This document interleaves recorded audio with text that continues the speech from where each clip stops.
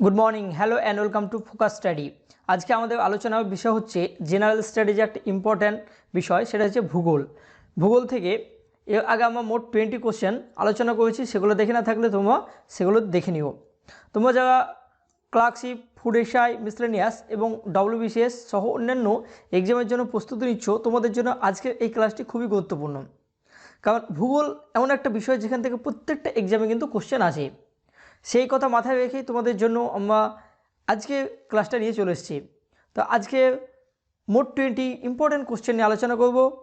তো ক্লাসটি প্রথম থেকে শেষ পর্যন্ত দেখতে থাকো, তাহলে তোমাদের অনেক উপকার হবে। তো বেশি কথা না বলে চলো দেখে নিই আজকে প্রশ্নগুলি। 9 ডিগ্রি চ্যানেল পৃথক করেছে, তাহলে 9 ডিগ্রি চ্যানেল পৃথক করেছে কাকে? অপশান এ দেখো লাক্ষাদ্বীপ ও মিনিকয়কে, অপশান বি বলছে মিনিকয় ও মালদ্বীপকে, অপশান সি বলছে ভারত ও শ্রীলঙ্কাকে, অপশান ডি বলছে আন্দামান ও নিকোবর দ্বীপপুঞ্জকে। তো 9 ডিগ্রি চ্যানেল কাকে পৃথক করেছে? তো এটা সঠিক অ্যান্সার হচ্ছে অপশান এ লাক্ষাদ্বীপ ও মিনিকয়কে। তো আমরা একটু ম্যাপে দেখে নেব। এখানে আমরা একটা ইন্ডিয়ান ম্যাপ নিয়ে নিয়েছি। তো এখানে দেখো আন্দামান এবং নিকোবর এই জায়গাটা দিয়ে 10 ডিগ্রি চ্যানেল গিয়েছে। তো আমরা জানি যে আন্দামান নিকোবর দ্বীপপুঞ্জকে পৃথক করেছে 10 ডিগ্রি চ্যানেল, কিন্তু এখানে বলছে 9 ডিগ্রি, তাহলে 10-এর ঠিক নিচেই থাকবে 9 ডিগ্রি চ্যানেল। এরকম জায়গায় আছে 9 ডিগ্রি চ্যানেল। তো এই দিকে আছে দেখো লাক্ষাদ্বীপ, আর এই জায়গাটায় আছে মিনিকয়। এখানে যদিও দেখাচ্ছে না, ঠিক এমন একটা জায়গায় হবে মিনিকয়। 9 ডিগ্রি চ্যানেল এই জায়গাটায় যেটা পৃথক করেছে লাক্ষাদ্বীপ এবং মিনিকয়কে। এর প্রসঙ্গে আরও একটা কথা বলি, এখানে আছে 8 ডিগ্রি চ্যানেল। এই 8 ডিগ্রি চ্যানেল পৃথক করেছে এই যে এখানে একটা দেশ আছে মালদ্বীপ এবং মিনিকয়, এই দুটো জায়গাকে পৃথক করেছে 8 ডিগ্রি চ্যানেল। তাহলে এখান থেকে মোট 3টে বিষয় জানা গেল যে 10 ডিগ্রি চ্যানেল আন্দামান ও নিকোবর দ্বীপপুঞ্জকে পৃথক করেছে, 9 ডিগ্রি চ্যানেল লাক্ষাদ্বীপ ও মিনিকয় দ্বীপপুঞ্জকে পৃথক করেছে, এবং 8 ডিগ্রি চ্যানেল মালদ্বীপ আর মিনিকয়কে পৃথক করেছে। তাহলে এখান থেকে মোট 3টে বিষয় জানা গেল তোমাদের। এগুলো এক্সাম পয়েন্ট অফ ভিউর জন্য ইম্পর্ট্যান্ট। নেক্সট কোয়েশ্চেন দেখে নেব। এখানে কোনটি মিজোরাম রাজ্যের রাজধানী? বানানো একটু ভুল হয়েছে, তো এটা হচ্ছে কোনটি মিজোরাম রাজ্যের রাজধানী। তো ইম্ফল, ইটানগর, আইজল না ডিগবয়? তো মিজোরামের রাজধানী হচ্ছে আইজল। আমরা সবাই জানি মিজোরাম রাজ্যের রাজধানী হচ্ছে আইজল। আর এই দেখো মিজোরাম যে রাজ্য, এটা হচ্ছে আমাদের রাজ্য, তার রাজধানী হচ্ছে আইজল। প্রত্যেকটা রাজ্যের রাজধানী জেনে নেবে, তোমাদের এক্সামে হয়তো জিজ্ঞাসাও করতে পারে। কারণ ফুড এসআই বলো বা মিসলেনিয়াস বা ক্লার্কশিপ এক্সাম, এগুলো যে খুব হাইফাই টাইপের কোশ্চেন থাকবে এমনটা নয়। সহজ কোশ্চেনও থাকবে, কঠিনও থাকবে, বা মিডিল টাইপের কোশ্চেনও কিন্তু থাকবে। তাহলে প্রত্যেকটা রাজ্য এবং বিশেষত ইউটিগুলোর রাজধানী অবশ্যই জেনে নেবে। তারপরে ইম্ফল কার রাজধানী? তো মণিপুরের রাজধানী হচ্ছে ইম্ফল। ইটানগর হচ্ছে অরুণাচল প্রদেশের রাজধানী, আর ডিগবয় অসমের রাজধানী দিসপুর। কিন্তু এই যে ডিগবয়, এটা তৈলখনি, এটা কোনো রাজ্যের রাজধানী নয়। নেক্সট কোশ্চেন, গ্রিনিচের সকাল 10টা বাজলে এলাহাবাদের সময় হবে। তাহলে যে গ্রিনিচ মেন টাইম আছে সেখানে ধরা যায় কি সেই এলাকা বা সেখানকার যে সমস্ত দেশগুলো আছে, যেমন ইউনাইটেড কিংডম, সেই দেশে যদি 10টা বাজে তাহলে এলাহাবাদের সময় মানে ভারতের সময় কত হবে? দেখো 5:30 PM, 3:30 AM, 3:30 PM নাকি 10টা AM। তো আমরা জানি গ্রিনিচ মেইন টাইম থেকে আমাদের সময় 5 ঘন্টা 30 মিনিট কী আছে? 5 ঘন্টা 30 মিনিট এগিয়ে আছে। তাহলে গ্রিনিচে যদি 10টা বাজে তাহলে আমাদের এখানে কত বাজবে? তাহলে 10 আর এখানে 5, তাহলে 15টা 30 বাজবে। আর আমরা জানি 15টা 30 মানে কি 3:30 মিনিট। তাহলে এখানে সঠিক অ্যান্সার হলো 3:30।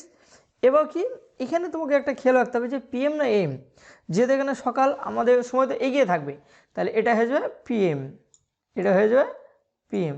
সঠিক অ্যান্সার হলো 3:30 PM। তাহলে সঠিক অ্যান্সার অপশান সি 3:30 PM। তাহলে গ্রিনিচ সকাল 10টা বাজলে আমাদের ইন্ডিয়াতে সময় হবে 3:30 PM। তোমাদেরকে এই টাইপের মানে কনসেপ্ট অনুযায়ী কোশ্চেন কিন্তু জিজ্ঞাসা করতে পারে, তাই তোমাদের এটা জেনে রাখা ভালো। আবার যদি বলে বাংলাদেশে যদি আমাদের মানে দেখা গেলো 8টা বাজছে, তাহলে ভারতে কত বাজবে? তাহলে বাংলাদেশ আমাদের থেকে কি আধ ঘন্টা কী আছে পিছিয়ে নেয় কি?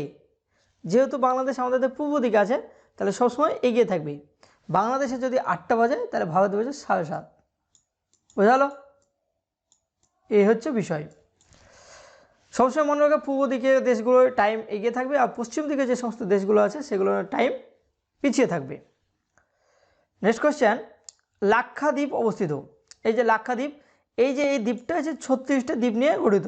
ইম্পর্টেন্ট কিন্তু এই বিষয়টা মনে রাখবে যে লাক্ষাদ্বীপ 36টা দ্বীপ নিয়ে গঠিত। আর এটা কোন মহাসাগর আছে? অপশানে দেখো ভারত মহাসাগর, অপশান বি বঙ্গোপসাগর, সি আরব সাগর, প্রণালী দ্বীপ। তো এটা সঠিক অ্যান্সার কী হবে? এই দেখো লাক্ষাদ্বীপ, ম্যাপে একটু দেখে নাও লাক্ষাদ্বীপ। আর এই যে সমস্ত জায়গাগুলো, এই সমস্ত জায়গাগুলো কি? এগুলো হচ্ছে অ্যারাবিয়ান সি বা আরব সাগর, আর এই সবগুলো হচ্ছে বঙ্গোপসাগর। তাহলে এটার সঠিক অ্যান্সার অপশান সি, লাক্ষাদ্বীপ অবস্থিত আরব সাগরে। আর এখানে প্রবাল দ্বীপ, প্রচুর প্রবাল পাওয়া যায় এখানে লাক্ষাদ্বীপে। সঠিক অ্যান্সার হলো অপশান সি। তোমাদের কাছে প্রশ্ন থাকবে যে লাক্ষাদ্বীপ এর রাজধানী কি? লাক্ষাদ্বীপের রাজধানী কি? কমেন্ট বক্সে লিখে জানাবে। আর ইউটি বা ইউনিয়ন টেরিটরি এগুলোর মধ্যে সবচেয়ে ছোট হয়েছে লাক্ষাদ্বীপ, আর সবচেয়ে বৃহত্তম হচ্ছে আন্দামান নিকোবর দ্বীপপুঞ্জ। আয়তনের দিক থেকে সবচেয়ে বৃহত্তম যে আন্দামান নিকোবর দ্বীপপুঞ্জ, সবচেয়ে ছোট হচ্ছে লাক্ষাদ্বীপ। তাহলে এখানে প্রশ্ন হতে পারে যে কেন্দ্রশাসিত অঞ্চলের মধ্যে কোনটি সবচেয়ে ছোট বা ক্ষুদ্রতম? কোনটি ক্ষুদ্রতম কেন্দ্রশাসিত অঞ্চল? সঠিক অ্যান্সার হচ্ছে লাক্ষাদ্বীপ। লক্ষ্য কথা থাকলেও কিন্তু এটা ছোট, তাই লাক্ষাদ্বীপ। এবার কোশ্চেন নম্বর 25, ভারতের স্থলভাগের পরিসীমা কত? দেখো ভারতের স্থলভাগের পরিসীমা, অপশান এ 15,200, অপশান বি 2933 কিমি, অপশান সি 3,214 কিমি, অপশান ডি হচ্ছে 7,516.6 কিমি। তাহলে ভারতের স্থলভাগের পরিসীমা, এই যে আমাদের ইন্ডিয়ার ম্যাপ দেখে নাও, এই যে ম্যাপ তোমরা দেখতে পাচ্ছ, এই জায়গাটা যে স্থলভাগ, এইগুলো হচ্ছে স্থলভাগ। এই যে এই জায়গাগুলো দেখতে পাচ্ছ, এটা হচ্ছে স্থলভাগ। এই ঠিক এই পর্যন্ত এই যে স্থলভাগ আমি মার্ক করে দিলাম। এর পরিসীমা বা দৈর্ঘ্য কত? এটার দৈর্ঘ্য হয়ে যাবে 15,200 কিমি। তাহলে ভারতের স্থলভাগের পরিসীমা হচ্ছে বা দৈর্ঘ্য হচ্ছে 15,200 কিমি। তাহলে এই যে জলভাগ বা উপকূল, ভারতের যে উপকূল আছে, আমি একটু অন্য কালার নিয়ে নিচ্ছি। ভারতের যে উপকূলগুলো আছে, এই যে উপকূল, তাহলে এই উপকূলের দৈর্ঘ্য কত? এই যে উপকূল, এখানে আবার আন্দামান নিকোবর দ্বীপপুঞ্জ আছে, এখানে লাক্ষাদ্বীপ আছে, এরকম যে ছোট ছোট দ্বীপগুলো আছে, এই সমস্ত দ্বীপগুলো ধরলে, সবগুলো ধরলে মানে দ্বীপপুঞ্জ সহ ভারতের উপকূল রেখা আসবে 7,516.6, 7,516.6 বা 7,517 কিমি। এটাও মনে রাখবে তোমরা যে ভারতের মোট উপকূল হচ্ছে 7,516 বা 7,517 কিমি। আর যদি এই যে আন্দামান নিকোবর দ্বীপপুঞ্জ, লাক্ষাদ্বীপ এই দুটোকে বাদ দেওয়া হয়, অন্য দ্বীপগুলোকে বাদ দেওয়া হয়, তাহলে হয়ে যাবে 6,200 কিমি। দ্বীপগুলো বাদ দিয়ে ভারতের উপকূল হচ্ছে 6,200 কিমি। আর আন্দামান, লাক্ষাদ্বীপ এগুলোকে দ্বীপগুলো ধরলে হয়ে যাবে 7,516.6 কিমি। আর একটা তোমাদেরকে একটা ইম্পর্টেন্ট বিষয় বলে দিই যে ভারতে একদম উত্তর থেকে এই যে দক্ষিণ পর্যন্ত, উত্তর থেকে দক্ষিণ পর্যন্ত দৈর্ঘ্য হচ্ছে 3,214 কিমি। আর এই যে পূর্ব থেকে একদম পশ্চিম পর্যন্ত ভারতের দৈর্ঘ্য হচ্ছে 2,933 কিমি। তাহলে এখান থেকে তোমাদের অনেকগুলো তথ্য জানা হয়ে গেল যে ভারতের স্থলভাগের দৈর্ঘ্য হচ্ছে 15,200 কিমি বা ভারতের স্থল বর্ডার আছে 15,200 কিমি, আর উপকূল রেখা আছে 7,516 কিমি, আর এগুলো দ্বীপসহ, আর দ্বীপগুলো বাদ দিয়ে হলে 6,200 কিমি, আর উত্তর থেকে দক্ষিণের দৈর্ঘ্য 3,214 কিমি, আর পূর্ব থেকে পশ্চিমের দৈর্ঘ্য হচ্ছে 2,933 কিমি। এই চারটে বিষয় কিন্তু তোমাদের ইম্পর্টেন্ট, এই চারটে বিষয় খুব ভালোভাবে মনে রাখবে। নেক্সট, 2011 সালে আদমশুমারি অনুযায়ী ভারতীয় লিঙ্গ অনুপাত। তাহলে লিঙ্গ অনুপাত কাকে বলে? লিঙ্গ অনুপাত বলে যে 1,000 ছেলের পিছনে, 1,000 ছেলের পিছনে কতগুলো মহিলা আছে, এই যে মহিলার অনুপাত, এটা হচ্ছে লিঙ্গ অনুপাত বা সেক্স রেশিও বলছে। 1,000 ছেলের পিছনে কতগুলো মহিলা আছে। তো এটা 2011 সালের আদমশুমারি অনুযায়ী ভারতের লিঙ্গ অনুপাত কত? তো এটা সঠিক অ্যান্সার হচ্ছে অপশান ডি, 943। অনেক বই দেখবে 940 দেওয়া আছে। তো এটা হচ্ছে প্রভিশনাল ডাটা, যখন আদমশুমারি হয় তখন একটা প্রভিশনাল ডাটা বের হয়, সে অনুযায়ী 940 ছিল ভারতীয় লিঙ্গ অনুপাত, কিন্তু যখন ফাইনাল তথ্য বের হয় তখন দেখানো হয়েছে যে লিঙ্গ অনুপাত 943। এই সম্বন্ধে আরও একটা কথা বলি, 2001 সালে যে আদমশুমারি বা জনগণনা বা সেন্সাস হয়েছিল তখন লিঙ্গ অনুপাত ছিল 933। এটাও জেনে রাখবে, 933। প্রতি 10 বছর অন্তর জনগণনা হয়। আর প্রথম জনগণনা হয়েছিল 1872 সালে। 1872 সালে এই প্রথম জনগণনা হয়। 1872 সালে প্রথম জনগণনা হয়। তারপর থেকে জনগণনা হচ্ছে। ভারতের স্বাধীনতার পর প্রতি 10 বছর অন্তর এই যে আদমশুমারির উপর জনগণনা হচ্ছে, কিন্তু 2011 সালে শেষ, 21 সালে হওয়ার কথা ছিল, কোভিডের জন্য হয়নি। Next question number 27।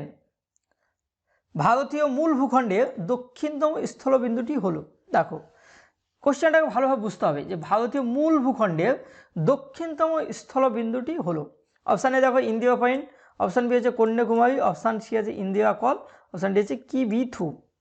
তাহলে ভারতীয় মূল ভূখণ্ডের দক্ষিণতম স্থলবিন্দু, এই যে ভারতের ম্যাপ, এই যে ম্যাপ, এই দক্ষিণতম বিন্দু, ম্যাপের উপর দিক হয় উত্তর, নিচ দিক হয় দক্ষিণ, আর এই দিক হয় ইস্ট, এদিক হয় ওয়েস্ট, এদের পূর্ব, এদিক পশ্চিম। মূল ভূখণ্ডের দক্ষিণতম তাহলে বিন্দু কি, তাহলে দক্ষিণতম বিন্দু নিশ্চয়ই এখানে হবে। এই জায়গাটা কি, এই জায়গাটা হচ্ছে কন্যাকুমারী। কন্যাকুমারী, তাহলে আমাদের মূল ভূখণ্ডের দক্ষিণতম স্থলবিন্দু কন্যাকুমারী। আর যদি বলে ভারতের দক্ষিণতম স্থলবিন্দু বা সাউদার্ন মোস্ট পয়েন্ট, শুধু যদি বলে ভারতের southern most point of India, ভারতের একদম দক্ষিণতম বিন্দু কি, তখন কিন্তু আসবে এই যে আন্দামান নিকোবর দ্বীপপুঞ্জে অবস্থিত ইন্দিরা পয়েন্ট। এই জায়গাটা আছে গ্রেট নিকোবর বলে যে জায়গা, এই জায়গাটা আছে ইন্দিরা পয়েন্ট। এটা মনে রাখবে কিন্তু, ইন্দিরা পয়েন্ট আছে একদম ভারতের দক্ষিণে গ্রেট নিকোবরে। তাহলে এখান থেকে কোশ্চেন হতে পারে যে ইন্দিরা পয়েন্ট কোথায় অবস্থিত, লিটল নিকোবর, কার নিকোবর, সাউথ আন্দামান না গ্রেট নিকোবর। তাহলে সঠিক অ্যান্সার আছে গ্রেট নিকোবর আছে ইন্দিরা পয়েন্ট। আর ইন্দিরা পয়েন্টের আগের নাম ছিল পিগম্যালিয়ন পয়েন্ট বা পিয়ারসন পয়েন্ট। বাকি অপশানগুলো একটু দেখে নিই। ইন্দিরা কল কি, ইন্দিরা কল হচ্ছে এই যে আমাদের লাদাখ, আগে ছিল জম্মু কাশ্মীর একসঙ্গে, এই যে লাদাখে একদম ভারতের একদম উত্তরতম অংশ হচ্ছে ইন্দিরা কল। ইন্দিরা কল হচ্ছে ভারতের উত্তরতম অংশ, আর ইন্দিরা পয়েন্ট হচ্ছে ভারতের দক্ষিণতম অংশ। আর এইদিকে গুজরাটে হচ্ছে পশ্চিমতম হচ্ছে গুহার মোটা হচ্ছে ভারতের পশ্চিমতম অংশ, এবং ভারতের পূর্বতম অংশ হচ্ছে অরুণাচল প্রদেশের কিবিথু। এই যে কিবিথু হচ্ছে ভারতের পূর্বতম অংশ, আর ভারতের পশ্চিমতম অংশ হচ্ছে গুহার মোটা। এই চারটে জিনিস মনে রাখবে। তাহলে ইন্দিরা কল, ইন্দিরা পয়েন্ট, এটা যে গুজরাটের গুহার মোটা, তাই কিবিথু। আমি একটু আগে বললাম যে উত্তর থেকে দক্ষিণ ভারতের দৈর্ঘ্য হচ্ছে 3214 কিমি, আর পূর্ব থেকে পশ্চিম হচ্ছে 2933 কিমি। এমন তথ্য সমৃদ্ধ ভিডিও তুমি কমই পাবে ইউটিউবে, তাই এই ক্লাসটি যদি তোমাদের ভালো লাগে অবশ্যই চ্যানেলটিকে সাবস্ক্রাইব করবে এবং বন্ধুদের মাঝে ক্লাসটি ছড়িয়ে দেবে। নেক্সট কোশ্চেন, দুটি রাজ্য ও একটি কেন্দ্রশাসিত অঞ্চলের রাজধানী। তাহলে কোনটি, এই যে অপশানগুলো আছে তার মধ্যে কোনটি দুটি রাজ্য একটি কেন্দ্রশাসিত অঞ্চলের রাজধানী? অপশান এ তো কলকাতা, তো কলকাতা তো পশ্চিমবঙ্গের রাজধানী। অপশান বি হচ্ছে মাহি, অপশান সি হচ্ছে চণ্ডীগড়, অপশান ডি হচ্ছে শ্রীনগর। তাহলে এখানে সঠিক অ্যান্সার হচ্ছে অপশান সি, চণ্ডীগড়। এটা হচ্ছে এই দেখো পাঞ্জাব এবং হরিয়ানা যে দুটো রাজ্য আছে তা এবং চণ্ডীগড়ের রাজধানী হচ্ছে চণ্ডীগড়। তাহলে দুটি রাজ্য একটি কেন্দ্র রাজধানী হচ্ছে চণ্ডীগড়। সঠিক অ্যান্সার অপশান সি। আর এই যে মাহে, এটা হচ্ছে সবচেয়ে ছোট জেলা, মাহে হচ্ছে সবচেয়ে ছোট জেলা, smallest district. Next question number 29।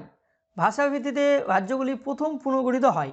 তাহলে ভাষার ভিত্তিতে রাজ্যগুলি প্রথম কত সালে পুনর্গঠিত হয়? 1947 সালে, 1942 সালে, 1953 না 1956? তো রাজ্যগুলি ভাষার ভিত্তিতে রাজ্যগুলি প্রথম পুনর্গঠিত 1956 সালে। আর এইখানে আমি একটা কথা বলি যে 1953 সালে অন্ধ্রপ্রদেশ প্রথম ভাষা ভিত্তিতে গঠিত রাজ্য। তাহলে 1953 সালে অন্ধ্রপ্রদেশ গঠিত হয়, আর এই অন্ধ্রপ্রদেশ রাজ্যটি ছিল প্রথম ভাষা ভিত্তিতে গঠিত রাজ্য। তাহলে তোমাদের প্রশ্ন হতে পারে কোন রাজ্যটি ভাষার ভিত্তিতে গঠিত রাজ্য? সেটা আসবে অন্ধ্রপ্রদেশ। আর অন্ধ্রপ্রদেশ রাজ্যটি কত সালে গঠিত হয়? সেটা হচ্ছে 1953 সালে। তারপর এই যে ভাষার জন্য পট্টি শ্রী রামালু বলে একজন ব্যক্তি ছিলেন, তিনি মোট 64 দিন অনশনের ফলে মারা যান। এর ফলে মানুষের মধ্যে অনেক মানে কি হরতাল বা অশান্তি সৃষ্টি হয় এবং বন ধর্মঘট এবং রাজ্যের আইনশৃঙ্খলা ভেঙে পড়ে। তার জন্য সরকার বাধ্য হয়ে ভাষাভিত্তিক অন্ধ্রপ্রদেশ রাজ্যটি গঠন করে। আবার এই যে অন্ধ্রপ্রদেশ রাজ্যটি 2 জুন 2014 সালে ভেঙে তেলেঙ্গানা নামক 29তম রাজ্যের সৃষ্টি হয়। এটা মনে হবে অন্ধ্রপ্রদেশ রাজ্য ভেঙে 2 জুন 2014 সালে তেলেঙ্গানা রাজ্যের সৃষ্টি হয়। এই 1953 সালে যখন অন্ধ্রপ্রদেশ রাজ্য গঠিত হলো, তারপর সরকার ফজল আলীর নেতৃত্বে একটা ফজল আলী কমিটি গঠন করে। আর এই কমিটি রিকমেন্ড করে যে ভাষাভিত্তিক রাজ্যগুলি পুনর্গঠন করতে হবে। এর ফলে 1956 সালে প্রথম ভাষাভিত্তিক রাজ্যগুলির পুনর্গঠন শুরু হয়। তাহলে এখানে সঠিক অ্যান্সার হলো অপশান ডি। এই বিষয়টা অনেকটা বোঝার বিষয় আছে, অনেকে 1953 ভাবতে পারে, কিন্তু 1953 সালে প্রথম অন্ধ্রপ্রদেশ ভাষার ভিত্তিতে গঠিত হয়েছিল। তারপর কমিশন ফজল আলী কমিটি গঠন হয়, সেই কমিটির সুপারিশ অনুযায়ী প্রথম ভাষা ভিত্তিতে ভারতের রাজ্যগুলিকে পুনর্গঠন করা হয়, সেটা হচ্ছে 1956। নেক্সট কোয়েশ্চেন নাম্বার হচ্ছে 30। শ্রীলঙ্কাকে ভারত থেকে বিচ্ছিন্ন করেছে কে? অপশান এ পক প্রণালী, অপশান এ জিব্রাল্টার প্রণালী, অপশান সি বেরিং প্রণালী, অপশান ডি মালাক্কা প্রণালী। সঠিক আনসার কি? শ্রীলঙ্কা। এই যে আমাদের একমাত্র দ্বীপ প্রতিবেশী রাষ্ট্র বা জলের প্রতিবেশী রাষ্ট্র হচ্ছে আমাদের শ্রীলঙ্কা। বায়ুগুলো সব দেখো পাকিস্তান, আফগানিস্তান, চীন, বাংলাদেশ, তারপর যে মিয়ানমার, এগুলো সব স্থলভাগের প্রতিবেশী দেশ। একমাত্র দ্বীপ প্রতিবেশী দেশ হচ্ছে শ্রীলঙ্কা। আর এই শ্রীলঙ্কাকে ভারত থেকে বিচ্ছিন্ন করেছে যে এই জায়গাটা একটা স্ট্রেট, সেটা হচ্ছে পক প্রণালী। মনে রাখবে যে পক প্রণালী শ্রীলঙ্কাকে ভারত থেকে বিচ্ছিন্ন করেছে। সঠিক আনসার অপশান এ পক প্রণালী। এখনও যারা এই চ্যানেলটিকে সাবস্ক্রাইব করোনি, তোমরা অবশ্যই চ্যানেলটিকে সাবস্ক্রাইব করে নাও এবং বন্ধুদের মাঝেও একটু জানিয়ে দাও। এখানে প্রতিনিয়ত clerkship, food SI, miscellaneous, WBCS ইত্যাদি পরীক্ষার জন্য জেনারেল স্টাডিজে খুব ভালো ভালো কোশ্চেন অ্যান্সার এবং ক্লাস নিয়ে আসা হবে, তাই আমাদের সঙ্গে অবশ্যই থাকবে। Question number 31। কোন শহর রাজপ্রাসাদের শহর নামে পরিচিত? তাহলে কোন শহরকে রাজপ্রাসাদের শহর বলা হয়? চেন্নাই, দিল্লি, কলকাতা না মুম্বাই? তো আমাদের পশ্চিমবঙ্গের রাজধানী কলকাতাকে বলা হয় রাজপ্রাসাদের শহর।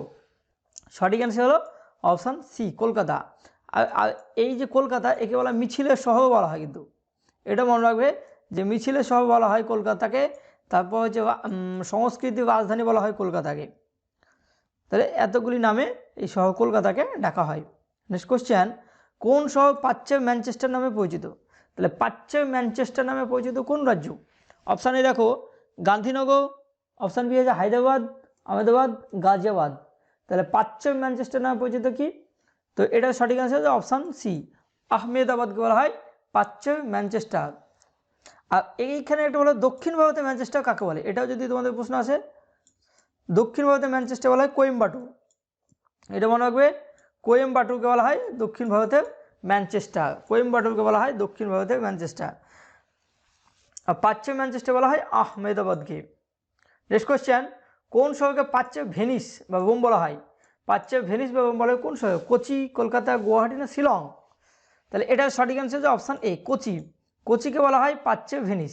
আর কোচিতেই একটি জায়গা আছে, সেটা হচ্ছে অ্যালেপ্পি। অ্যালেপ্পি বলে একটা জায়গা আছে, যেটা সৌন্দর্যের জন্য লর্ড কার্জন একে বলেছিল ভেনিস অফ দ্য ইস্ট বা প্রাচ্য ভেনিস বলেছিল। অ্যালেপ্পি, এটা মনে করে যে যদি কোচি অপশানে না থাকে, যদি অ্যালেপ্পি থাকে, সঠিক অ্যান্সার এই অ্যালেপ্পি হবে।